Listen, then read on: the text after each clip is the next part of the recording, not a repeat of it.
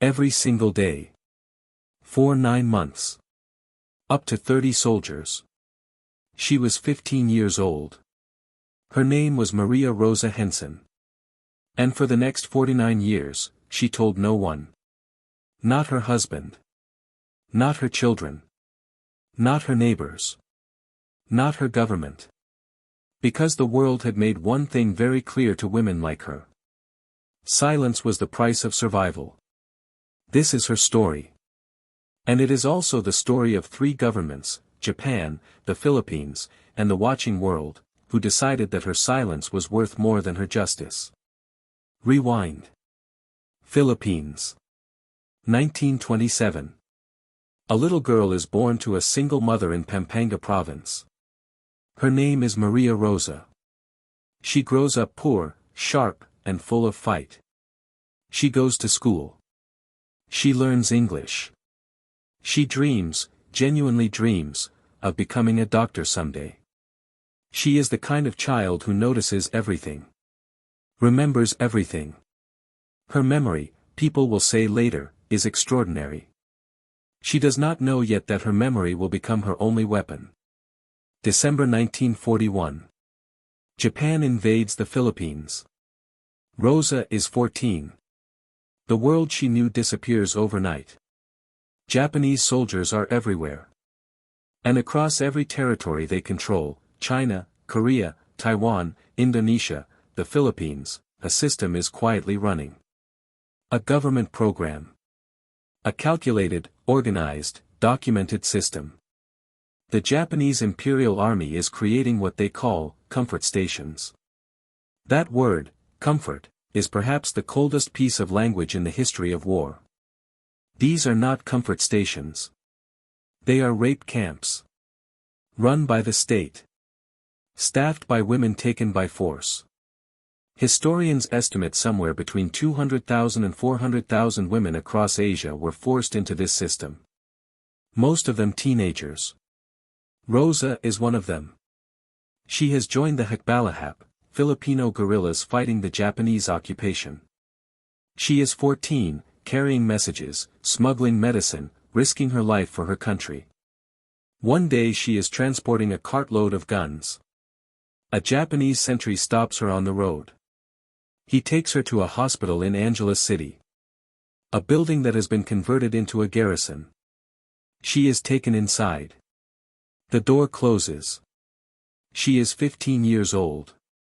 Every day begins the same way. Breakfast. Clean the room.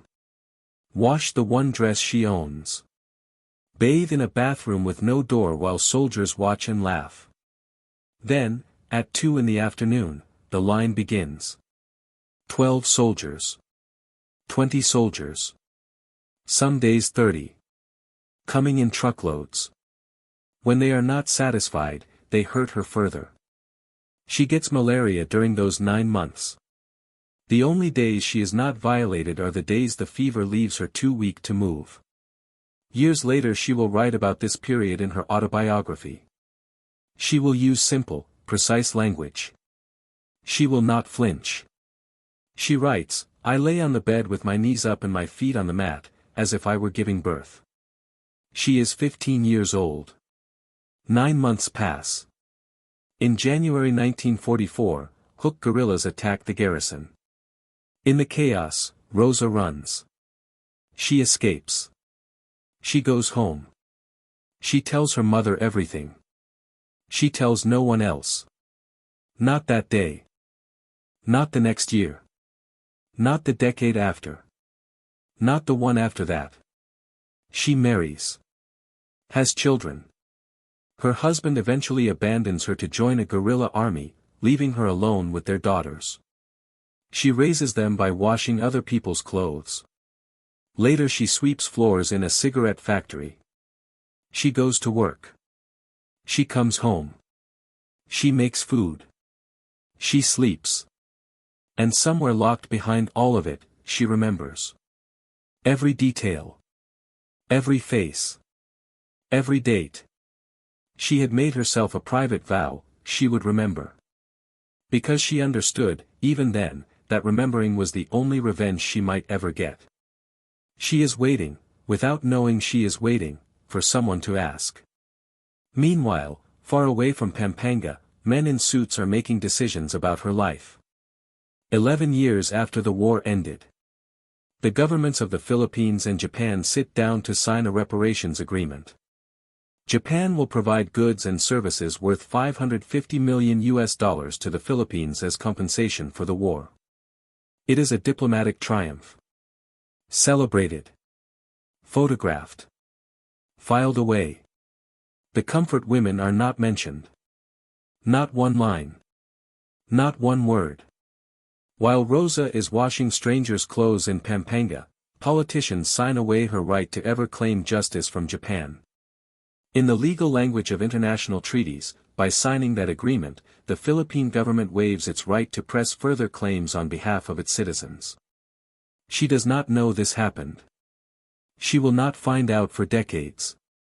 When she does, the door will already be legally shut. She was sold twice. Once by soldiers.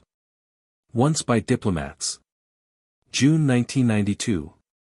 Rosa is 64 years old. She is at home in Pampanga when a radio program comes on. A women's advocacy group, the Task Force on Filipino Comfort Women, is speaking. They are looking for survivors. They are asking women to come forward. And then she hears something she has never heard in her entire life. Words directed at women like her, for the very first time. Don't be ashamed. Being a sex slave is not your fault. It is the responsibility of the Japanese Imperial Army. Stand up and fight for your rights. She collapses on the floor. When she gets up, something has changed forever. She calls the task force. She gives them her name. She tells them who she is. She tells them what happened to her. On September 18, 1992, Maria Rosa Henson becomes the first Filipino woman to publicly declare herself a comfort woman. She is 64 years old. Her hands are shaking. Her voice is not. The effect is immediate. Extraordinary.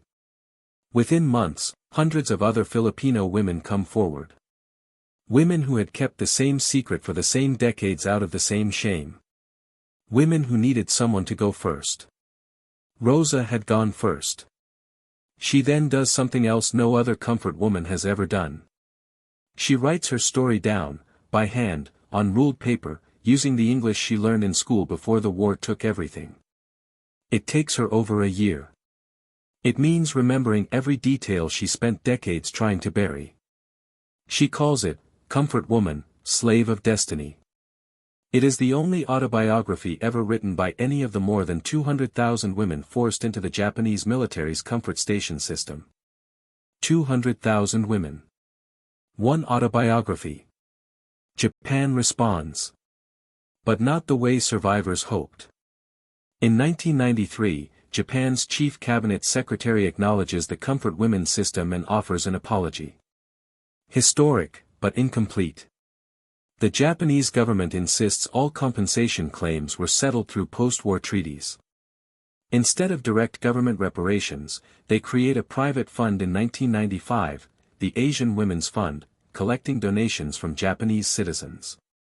For Filipino survivors, it pays roughly $18,500 per person. Rosa accepts the money. Not because it is justice. But because she is old and sick and needs it for medicine. She is explicit about this distinction. Many survivors refuse entirely.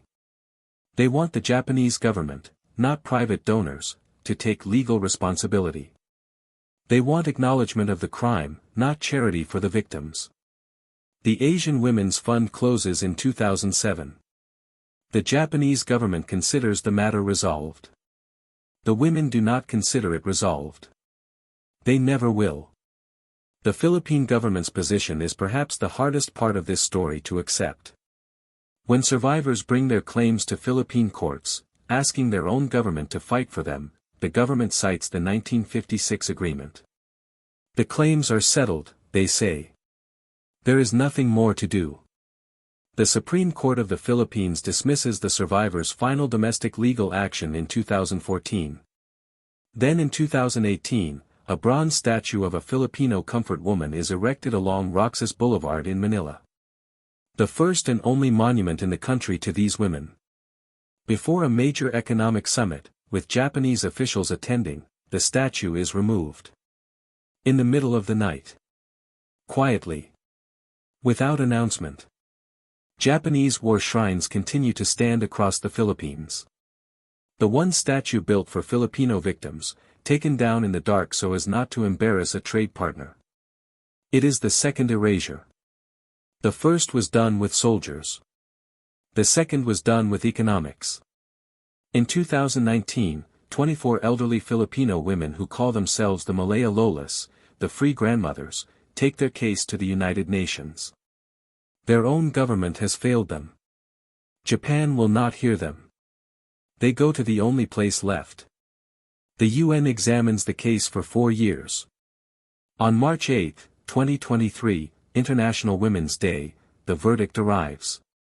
The Philippines violated the rights of its own comfort women survivors. Full reparation must be provided.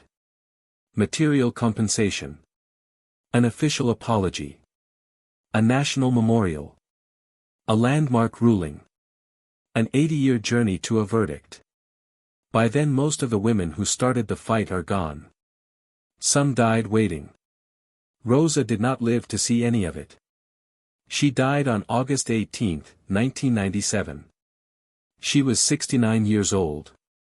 In her final years she traveled wherever anyone would listen. She testified. She spoke at conferences. She sat in front of cameras and repeated, over and over, the story she had kept secret for half a century, because she understood that every time she told it, it became slightly harder for the world to pretend it had not happened. She did not do this out of bitterness. She did it out of something harder and rarer than bitterness.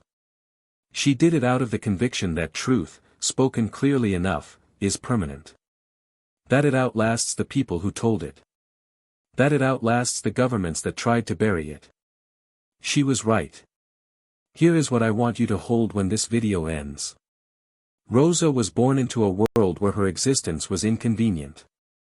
Where her suffering was invisible. Where her silence was more valuable to the powerful than her voice. She spent 64 years living by the rules of that world. And then one afternoon she heard a radio say, "It is not your fault." And everything changed. Not because governments suddenly did the right thing. They didn't. Not because justice arrived quickly. It didn't. Not because the world was ready for her story. It wasn't. But because one woman, with shaking hands and a steady voice, decided that the silence had lasted long enough. Her name was Maria Rosa Henson. Say it. Remember it. Because that is exactly what they were hoping you would never do. Stories like Rosa's were almost lost forever. Buried under diplomatic agreements, government silence, and 50 years of shame imposed on the wrong people. Throne unknown exists to find those stories. To say the names. To refuse the erasure. If this moved you, share it. Because the greatest act of defiance against forgetting is simply to remember. Subscribe. There are more stories waiting.